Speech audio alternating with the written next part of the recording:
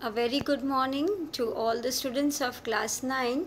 Today I am going to teach you Social Science chapter 10, Organs of Government. See, we all know there are three organs of government.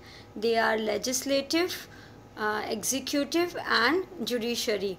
And today we are going to learn them all in detail, all their functions in this chapter 10, Organs of Government. Let us begin with the chapter. Organs of Government, Chapter 10. See, there are three organs of government: the legislature, the executive, and the judiciary. And we shall study all of them, all the formation of these three organs of government in detail, their powers, their functions, and their interpersonal relationship. See, one of the major objective of the nation is to maintain law and order, and thereby they achieve the welfare of the nation, and at the same time to nurture and to protect. See, we need to, the main objective of the nation is to maintain all our laws and order and to achieve welfare of the nation, and at the same time to nurture and protect the freedom and fundamental rights of our citizen. And for all these things, the progressive development of the state is necessary. And for this, these three organs of government, is that legislature, the executive and the judiciary, they work in a mutual unity, cooperation and coordination, so that the government can run its administration efficiently and effectively, so they can run their government very smoothly. See, the legislature, they frame the laws, and what the executive do, they implement the framed laws, and the third one, judiciary, they maintain the law and order by punishing the people who violates the law, who go against the laws.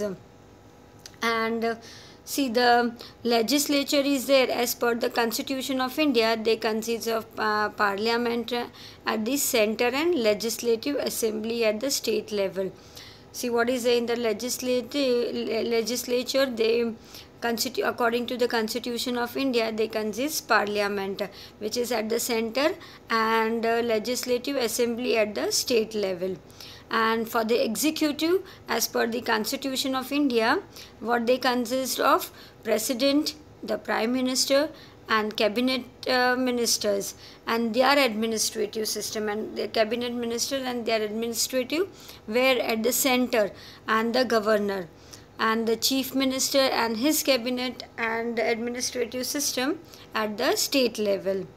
And whereas in the judiciary, what comes, the Supreme Court, which is at the top, and High Court in the middle, and court of the state, and the bottom is the subordinate courts, district courts and special courts are there. And thus what happened, the judiciary is separate, also independent and organized, which is completely apart from legislature and the executive. And India is a union state. We all know India is a union state, and no state is completely independent and sovereign.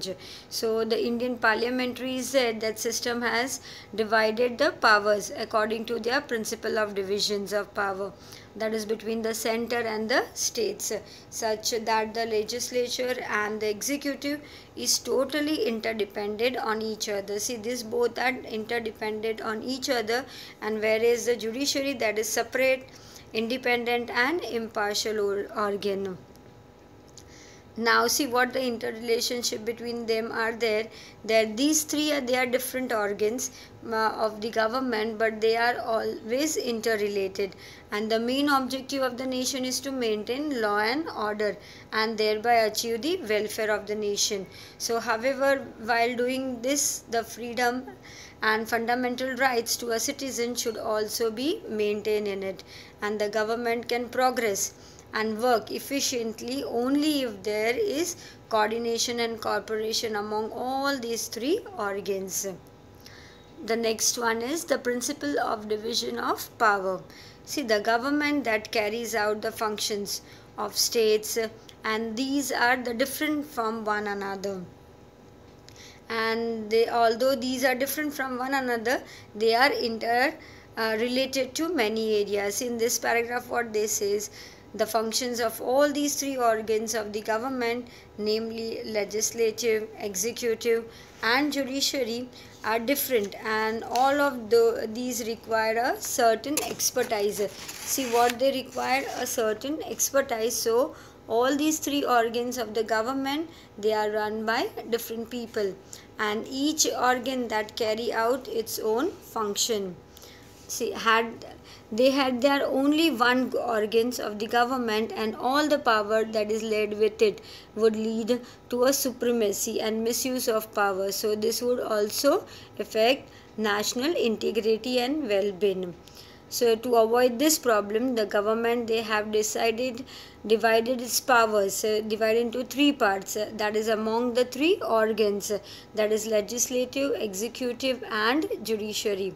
And by dividing the power, its misuse is avoided. And moreover, the division of power that enable for efficient work system also. For example, the legislative has the power to formulate laws, but some power are also given to executive and the judiciary to see that legislative does not misuse its power to formulate law, and that can prove harmful for the nation. And similarly, the executive is also controlled by giving powers to the legislative, and judiciary and the judicial system is there, that is controlled by giving powers to legislative and the executive both. And thus we can say that the powers are distributed in such a way that none of the organ of the government, they can claim full authority over works, procedure, or laws of India. And see, in this way it has been said in this paragraph. And first one, that is legislature. See, India is a republic having a parliamentary democracy. It has a parliamentary democracy, and the representative of the people are at the center, is seen in the parliament and the state. And the assemblies, legislative assembly, and the parliament is an important and apex organization. See, in a democratic republic, country is there in which is run by laws and system and established by parliament, and the parliament of India is the topmost organization, that is a topmost legislative body for framing and passing laws in India. And the president of India, the Lok Sabha and Rajya Sabha are collectively known as Indian Parliament. And the Indian Parliament, they consist of President, Vice President, Rajya Sabha, and Lok Sabha. See, legislature now, that is of two types. Which are they? They are based on the number of houses, and they are one house that is called unicameral legislature. That in that, when the legislative body that is formed only of one house, in which only one house, it is called one house legislature or unicameral legislature. And the second one is two house, that is called bicameral legislature, when the legislative is formed of two houses, and it is called two houses legislative or bicameral legislature. And at the central level, the upper house of the legislature, the central level, what is there, when the upper house of legislature is known as Rajya Sabha, and the lower one is known as Lok Sabha. And at the state level, when at the state, the legislature, they consist of legislative assembly and the legislative councils, and most of the state, they have only legislative assembly. And which are they? The states like Bihar, Uttar Pradesh, and Maharashtra, they also have legislative councils. See, the lower house, that is called Vidhan Sabha or legislative assembly, and the member of these legislative assembly, they are called as MLA, that is a member of legislative assembly. And since the majority of the state in India have unicameral legislature, they have only one house for framing law, and this house is the lower house, that is Vidhan Sabha or legislative assembly. The states like Bihar, Uttar Pradesh, and Maharashtra, have bicameral legislature and have two houses they have for framing laws. So such states have the upper house, Vidhan Sabha or Legislative Council too, and Gujarat state has only legislative assembly, and the state legislature is head by the governor of the state.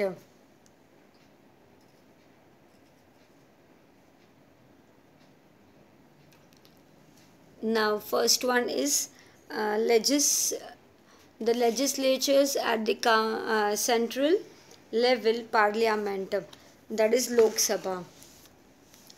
See, the Lok Sabha is the lower house of the parliament, and it is called Lok Sabha or the House of People. See, Lok Sabha is more powerful than the Rajya Sabha, and the Speaker of Lok Sabha is Presiding Officer of Lok Sabha. And there are 26 members of Gujarat in the Lok Sabha. And what are the terms of Lok Sabha? The terms of Lok Sabha is 5 years. And the years mentioned in the term indicates that Lok Sabha is not a permanent house.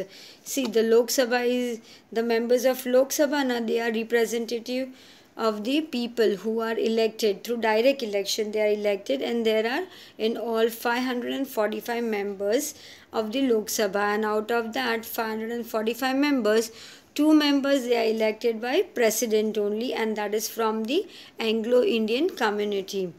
So the president is a part of the parliament, that is Lok Sabha and Rajya Sabha. See, the president he addresses the first meeting of the parliament, and then the joint session is there of the parliament. And beside these two occasions, the president never attend the parliament. See, in this what is said, the parliament, when the meeting of the parliament is there and a joint session of the parliament, and this occasion the president never attends the parliament. The president can summon both, he summons the houses, both the houses of the parliament, and also they withhold and proceeding the both the houses of the parliament, and they can even dissolve the parliament also. And a bill which has passed through 3 readings in both, when the bill is being passed by the 3 reading in both the houses of parliament, then they become an act only when after the president signs it. After president sign only it is passed. And Lok Sabha is not a permanent house. See, it is term of only 5 years, and if it is not dissolved before the completion of the term. And Constitution of India is a supreme and not the parliament, and hence because of this the parliament has to enjoy its power and within the limits only, and that is being prescribed to them by the constitution. And if the laws they are framed by parliament, if the parliament they frame the law and then violates the constitution, then they can cancel also, they can challenge it in the court, that can be challenged. And if the court find, when they find that this the framed law which is they have framed that the against the provision of constitution, the court can nullify the law also, they can nullify the law also. I hope you have understood till here. Thank you.